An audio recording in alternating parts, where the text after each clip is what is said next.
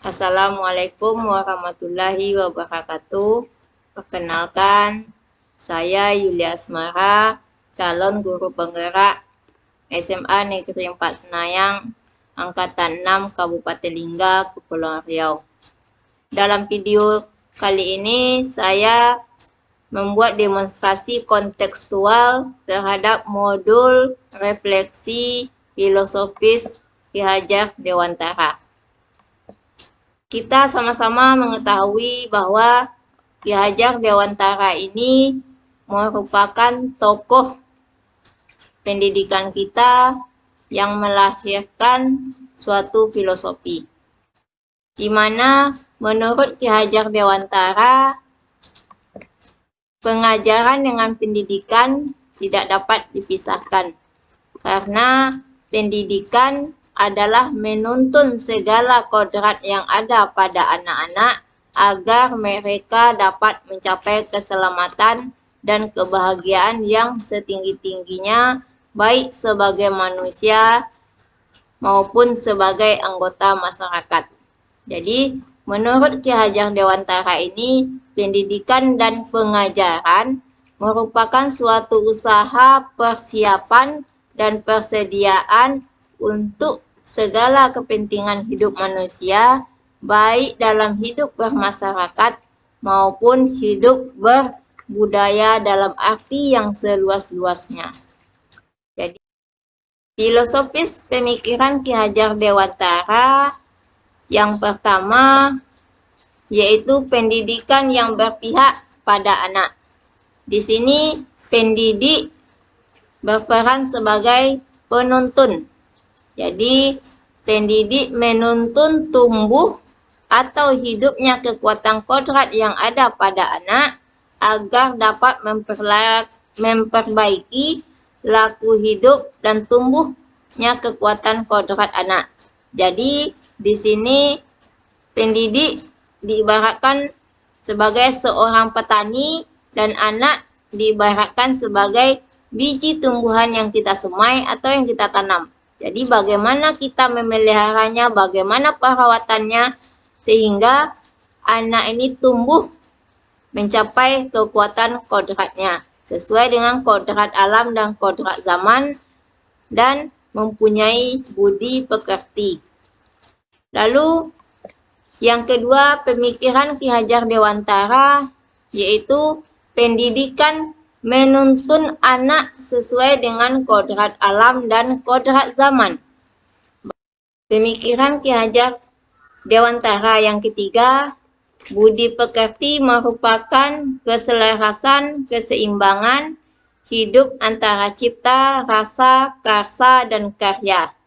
Karena di sini menurut Ki Hajar Dewantara, budi pekerti atau karakter merupakan perpaduan antara gerak pikiran, perasaan, kehendak, kemauan, sehingga menimbulkan sebuah tenaga.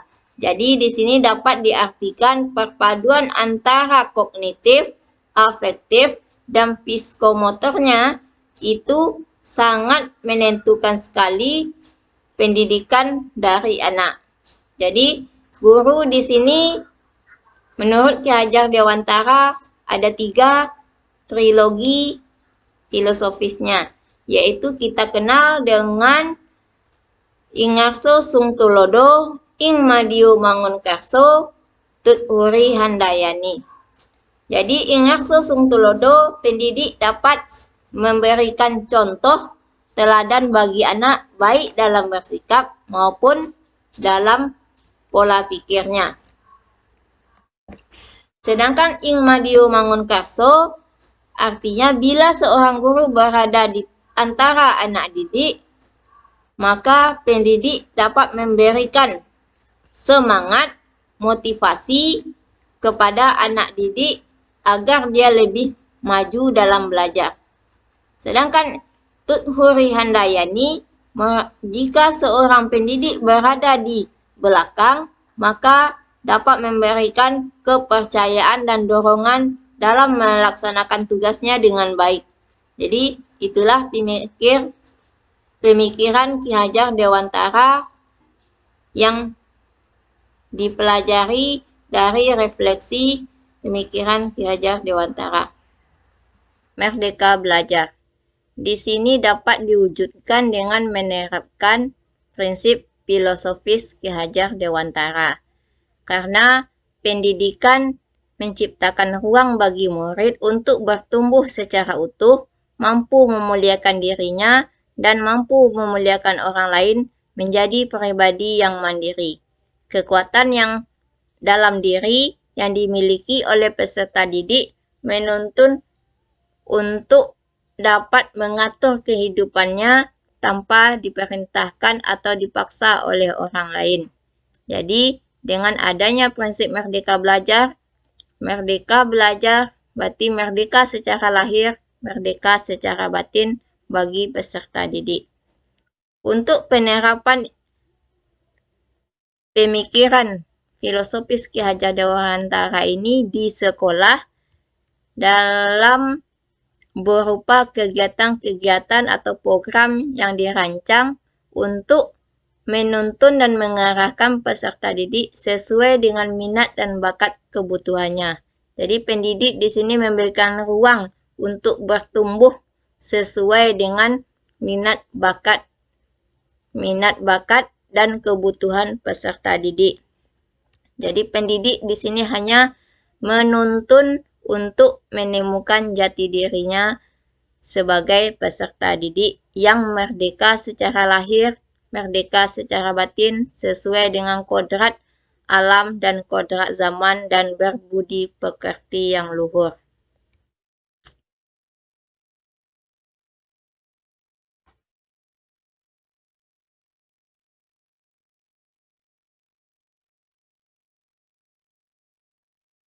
Pemikiran filosofis Ki Hajar Dewantara dapat kita implementasikan ke dalam kegiatan pembelajaran. Guru atau pendidik di sini harus mampu merancang dan melaksanakan kegiatan pembelajaran yang bervariatif, inovatif, dan kreatif dengan memanfaatkan teknologi dan alam sekitar tanpa mengenyampingkan karakteristik peserta didik dan harus terintegrasi ke dalam kehidupan secara nyata. Jadi di sini pendidik harus mampu menggali potensi peserta didik untuk mewujudkan peserta didik yang mandiri, merdeka secara lahir, dan merdeka secara batin. Jadi untuk kegiatan pembelajaran yang bervariatif di sini dan inovatif, kreatif, di sini dapat memanfaatkan teknologi karena di sini peserta didik dituntut untuk menguasai keterampilan abad 21. Jadi pendidik di sini diharapkan dapat menuntun anak untuk menguasai keterampilan abad 21. Hambatan dan rintangan dalam pengimplementasian pemikiran filosofis Ki Hajar Dewantara di sekolah. Yang pertama, dasar pendidikan yang menuntun. Di sini hambatannya karena kita peserta didik hanya mengejar ketuntasan kompetensi yang ingin dicapai serta nilai secara maksimal tanpa memikirkan pemikiran Ki Hajar Dewantara ini. Padahal itu adalah salah.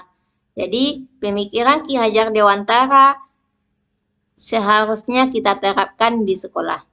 Lalu tantangan yang kedua tentang kodrat zaman dengan kodrat alam, di mana di era sekarang anak sudah tergantung atau sudah sangat dipengaruhi oleh yang namanya gadget yang digunakan untuk bermedsos tetapi tidak menggunakan ke dalam belajar.